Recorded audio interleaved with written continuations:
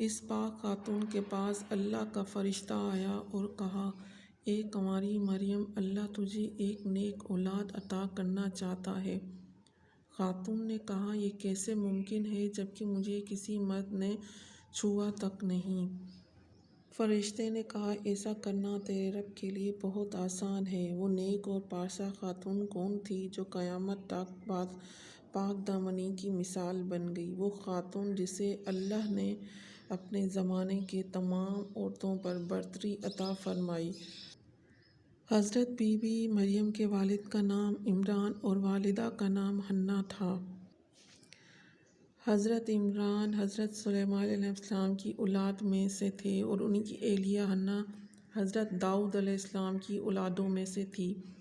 حضرت عمران بنی اسرائیل میں بڑے عابد، زاہد اور عالم تھے، اس لیے مسجد اقصیٰ کی امامت لوگوں نے آپ کے سپرد کی ہوئی تھی۔ حضرت حنہ کی یہاں اولاد نہ تھی۔ ایک روز آپ نے ایک درخت کے سائے میں ایک چڑیا دیکھی جو اپنے بچے سے پیار کر رہی تھی اور اسے دانہ کھلا رہی تھی۔ یہ منظر دیکھ کر آپ کا دل بھر آیا اور آپ نے بارگاہ الہی میں اولاد کے لیے دعا کی، لہٰذا اللہ نے آپ کی دعا قبول فرمائی۔ حضرت مریم کی پیدائش سے قبل آپ کی والدہ نے منت مانی کہ اپنی اولاد کو بیت المقدس کی خدمت کے لیے نذر کر دیں گی۔ بنی اسرائیل کے ہاں یہ روایت تھی کہ جو لڑکا اللہ کی نذر کر دیا جاتا تھا وہ نہ شادی کرتا تھا، نہ دنیاوی مشاغل میں دلچسپی لیتا تھا، صرف عبادت گاہ میں خدمت کرتا اور خود عبادت میں مشغول رہتا تھا۔ لہٰذا حنہ نے اللہ سے بیٹے کے لیے دعا کی تھی، لیکن ان کے ہاں بیٹے کے بجائے بیٹی کی پیدائش ہوئی۔ حضرت حنہ نے لڑکی کا نام مریم رکھا۔ سریانی زبان میں مریم کے معنی خادم ہیں۔ چونکہ آپ مسجد اقصیٰ کی خدمت کے لیے وقف کر دی گئی تھیں، اس لیے یہ نام موزوں سمجھا گیا۔ حضرت مریم کی ولادت سے قبل ہی آپ کے والد وفات پا گئے، اس لیے حنہ نے ولادت کے بعد آپ کو ایک کپڑے میں لپیٹ کر بیت المقدس کے علماء کے سامنے پیش کر دیا تاکہ وہ انہیں اپنی کفالت میں لے لیں۔ جب حضرت مریم بیت المقدس میں لائی گئیں، ان کے درمیان اختلاف پیدا ہو گیا۔ ہر کوئی خود کو آپ کا زیادہ حقدار سمجھتا تھا۔ پھر یہ فیصلہ ہوا کہ مجاورین وہ قلم جن سے وہ توریت لکھتے ہیں پانی میں چھوڑ دیں۔ جس کا قلم پانی کے بہاؤ میں بہنے کے بجائے الٹا بہے گا وہ مریم کی کفالت کا حقدار ہوگا۔ اس مقابلے میں حضرت زکریا علیہ السلام بھی شامل تھے۔ ان کے قلم کو اللہ نے پانی میں بہاؤ کے الٹے طرف بہا دیا اور وہ ان کی پرورش کے حقدار ہو گئے۔ اس طرح بی بی مریم کو اللہ کی منشا کے مطابق حضرت زکریا علیہ السلام کی کفالت میں دے دیا گیا۔ حضرت زکریا کی بیوی حضرت مریم کی خالہ لگتی تھیں، لہٰذا ان سے بڑھ کر ان کی بہتر پرورش اور کوئی نہیں کر سکتا تھا۔ حضرت مریم علیہ السلام دوسرے بچوں کی بنسبت بہت زیادہ تیزی کے ساتھ بڑھتی رہیں۔ جب آپ حضرت زکریا علیہ السلام اور اپنی خالہ کے گھر پرورش پا کر کچھ بڑی ہوئیں تو بیت المقدس میں آپ کے لیے ایک کمرہ مخصوص کر دیا گیا۔ یہاں حضرت زکریا علیہ السلام کے علاوہ اور کوئی نہیں جا سکتا تھا۔ آپ رات دن اللہ کی عبادت میں مشغول رہتیں۔ جب حضرت زکریا علیہ السلام آپ کے پاس آتے تو حیران ہوتے، کیونکہ آپ کے پاس بے موسمی پھل موجود ہوتے، گرمیوں کے پھل سردیوں میں اور سردیوں کے پھل گرمیوں کے موسم میں آپ کے حجرے میں رکھے ہوتے۔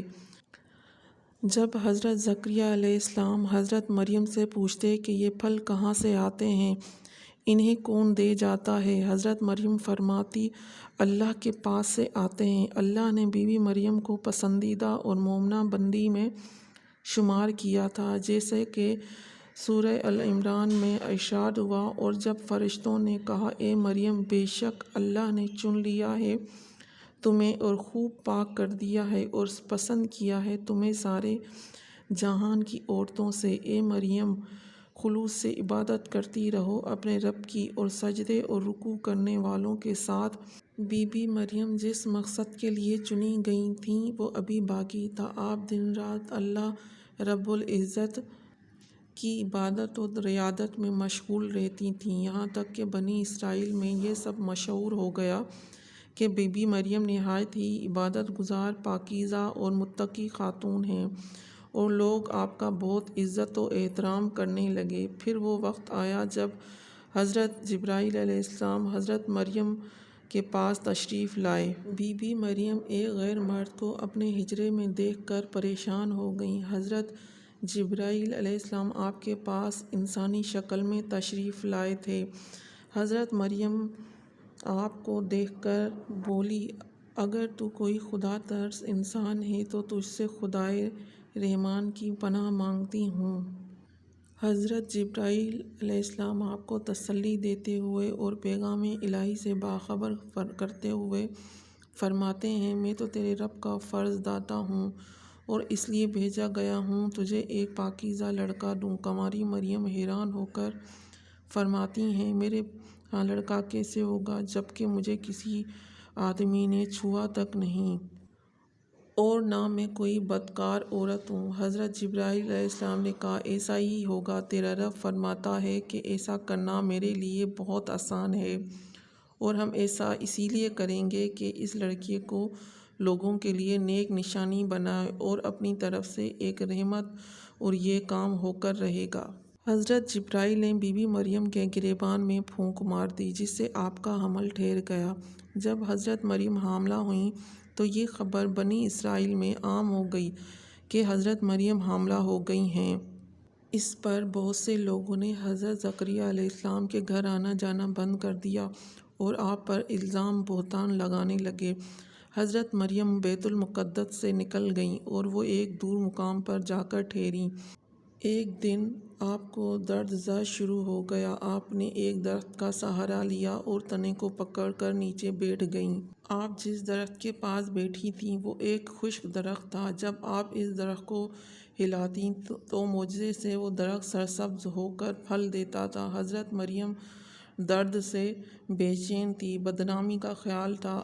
آخر گھبرا کر کہنے لگی کہ کاش میں پہلے مر گئی ہوتی اور بھولی بسری ہو گئی ہوتی۔ اس مشکل وقت میں اللہ نے حضرت مریم کے قدموں کے قریب ایک نہر جاری کر دی اور ندا آئی کہ پانی پیو اور کھجور کھاؤ تاکہ جسم کو تقویت پہنچے، پھر اپنی اولاد کو دیکھ کر آنکھوں کو ٹھنڈک پہنچاؤ۔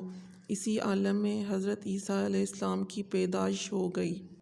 آپ اپنے بیٹے کو لے کر قوم کے پاس آئیں۔ قوم کے لوگ آپ کی گود میں بچہ دیکھ کر غضبناک ہو گئے اور الزام لگانا شروع کر دیا۔ ہر طرف سے لوگ طعنہ دے رہے تھے۔ حالت راز تنگ ہو گئی۔ تب مریم علیہ السلام نے بچے کی طرف اشارہ کرتے ہوئے کہا کہ اس بچے سے بات کر لو، تمہیں تمہارے سوالات کے جواب مل جائیں گے۔ سرکش لوگوں نے کہا، بھلا یہ دودھ پیتا بچہ ہمارے سوال کا جواب کیسے دے گا؟ اچانک عیسیٰ علیہ السلام نے بولنا شروع کر دیا۔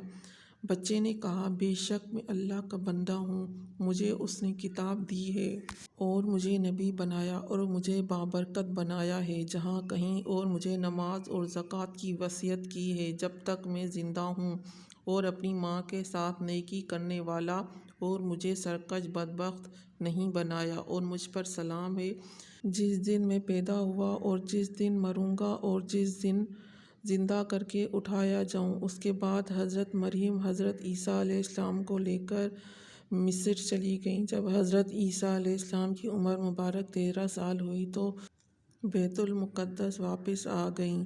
روایتوں میں حضرت مریم علیہ السلام کی تاریخ وفات 35 عیسوی اور آپ کی عمر 51 سال لکھا گیا ہے۔ اسلام کے علاوہ کیتھولک اور آرتھوڈاکس عیسائی بھی حضرت مریم علیہ السلام کو نہایت ہی عقیدت و احترام کی نگاہ سے دیکھتے ہیں، اور آپ وہ واحد خاتون ہیں جن کا نام قرآن مجید میں درج ہے اور بائبل کے پرانے عہد نامے میں بھی موجود ہے۔ امید کرتی ہوں کہ آپ کو آج کی ویڈیو پسند آئی ہوگی۔ ویڈیو کو لائک شیئر ضرور کریں تاکہ ہم آپ کے لیے مزید اچھی ویڈیوز لاتے رہیں، اور دوستوں کے ساتھ شیئر کرنا بھی مت بھولیے گا۔